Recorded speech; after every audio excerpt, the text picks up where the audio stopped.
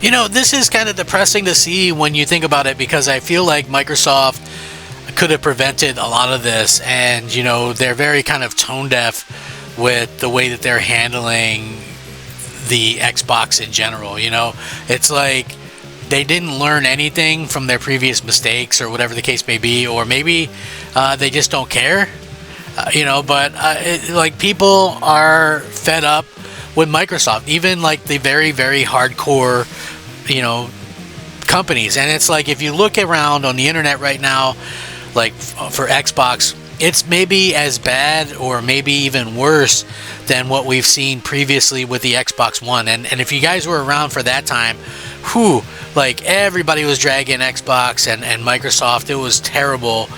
And to be honest with you, I think that this might even be worse. Like, you literally have all these companies just absolutely shredding Xbox.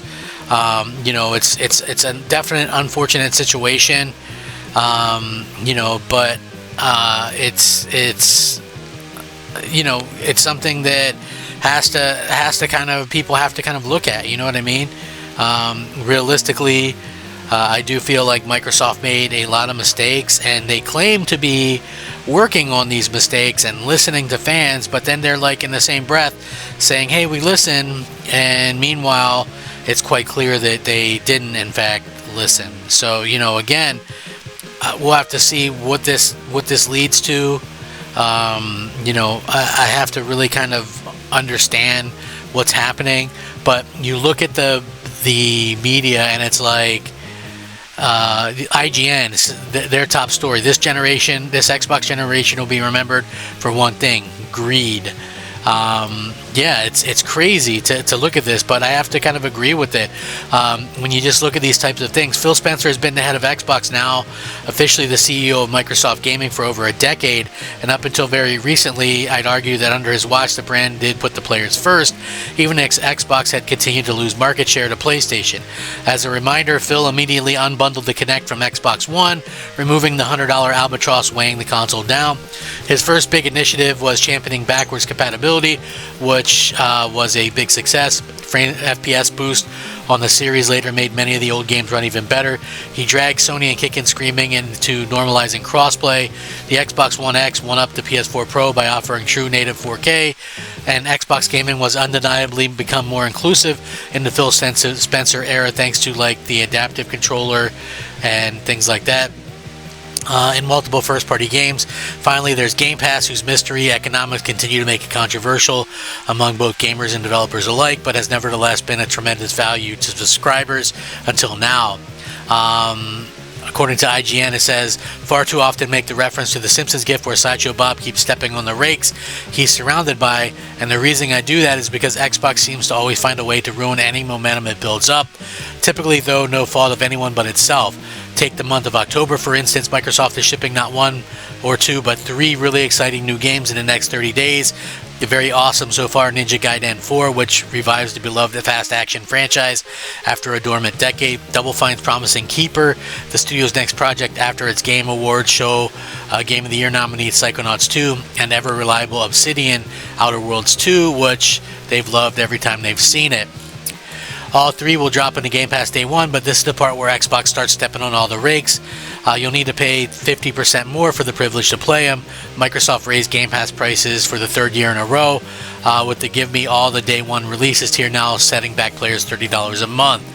In fairness, Microsoft, the company, added more to Ultimate, Ubisoft Plus Classics, Fortnite Crew, higher resolution cloud gaming, but I would suspect that 99% of that Game Pass subscribers would still take getting none of that stuff. I saw nobody asking for these things, and you know, they would rather just keep the $20, you know, keep it at $20. So you know, this comes immediately on the heels of the company jacking up console prices for the second time in the past 4 months, with the top-end Series X now carrying eye-watering price of $800.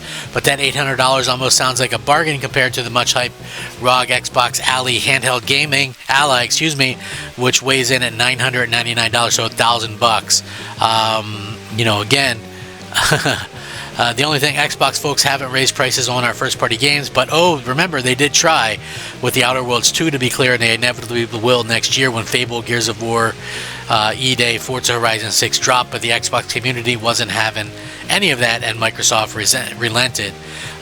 We live in crazy times, and Sony and Nintendo are not exactly blameless here, but after each of them raised their own prices on aging hardware in the past year, people were trying to blame tariffs or whatever. At the end of the day, the buck stops with Microsoft, the company with a market cap of nearly $4 trillion, who has done layoff after spending upwards of $80 billion on a studio and publisher acquisition. It's fair to wonder if those naysayers who question the sustainability of Game Pass and its business model are being proven right. See, again, we've all kind of said, is Game Pass something that can be sustainable? Microsoft keeps saying, oh yeah, it's sustainable, but at the end of the day, when you look at it, it doesn't look sustainable when they have to keep firing thousands of employees, canceling games, closing down studios, and raising prices again and again and again, right? How can that be anything other than like a failure? Microsoft was just touting, hey, we're making $5 billion. You know what I mean? We're making $5 billion annually off Game Pass alone, and then they're like, but let's go ahead and raise that. I doubt that they expected this level of pushback from fans. I can guarantee they didn't. What's worse is the fact that bigger picture, we've reached a sad point where gaming is becoming less accessible to new players rather than more. Historically, console prices go down and the size and quality of the game library goes up over the course of the generation, leading to more units sold and a healthier ecosystem for everyone inside of it. And while, again, the blame for the absence of this generation does not rest squarely on Microsoft's shoulders, the actions of Team Xbox as a company, isn't showing a lot of empathy towards its customers as the cost of groceries, gas, and other essentials keep going up. Again, Microsoft could change this at any time. It's easy to recognize that this Xbox console generation isn't over. It's almost certainly going to be remembered first and foremost for Microsoft's greed, 2 hardware price increases and counting, 3 Game Pass increases and counting, 1 software price increase so far, and tens of thousands of layoffs, as well as multiple studio closures. It's kind of a monkey's paw situation, really. All Xbox gamers have wanted since the start of the catastrophic Xbox One gen was a steady supply of great first-party games. In 2025, we're finally getting it, and as people have mentioned, 2026 is shaping up good too, but it's coming at a cost, while practically everything else, blame Microsoft, their terrible greed and things like that. Here's the interesting thing, right? Microsoft fully expected, and we're okay with us paying, $20 a month, whatever the case may be, for Game Pass when they had absolutely nothing, right? I can remember back in 2022, Microsoft released 0 first-party games into Game Pass, but we still all were locked in. And if we bought a year in advance or whatever, we were locked in, right? There was nothing we could do about it. Now it's like when they finally do start having stuff in, let's screw all the fans over that actually wanted to that supported us and had our product when it was worthless, because I can remember when Game Pass first came out, and it's one of those things where you kind of look at it and you go, okay, well, we were giving it away like years of, like, me and Mooch, we had this show called MNC Mornings. It was an awesome show. I really enjoyed it, and we would give away to callers, the people that would call in and stuff, as a year of Game Pass as a prize, right? And people would rather at that point have like a $5 indie game as opposed to that, because they didn't, people weren't really into Game Pass. And now it's like people claim to be into Game Pass, but at the same point in time, we're kind of looking at these things and things just aren't lining up to where they need to be for people to feel like they're even wanted at this particular time, and that's a real shame. Microsoft definitely are not listening to fans. I don't know, like, companies usually have focus groups and all this kind of stuff, and the fact of the matter is, it does not seem like Microsoft is really doing anything that's going to draw fans back into the platform, or draw fans into wanting to game on Xbox or even trust Xbox at this point. It's like it's almost impossible to trust what Xbox is doing at this point. You never know what they're going to do. I mean, they might go back on this tomorrow. We don't know. That's, I think, the big problem kind of going forward is we don't really know what they're going to do. And, you know, they could go back, maybe they sell it off.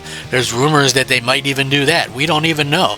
You know, there's a lot of things going around right now, a lot of uneasiness, and it's crazy. And let me know what you guys think. Do you guys think it's irreparable damage?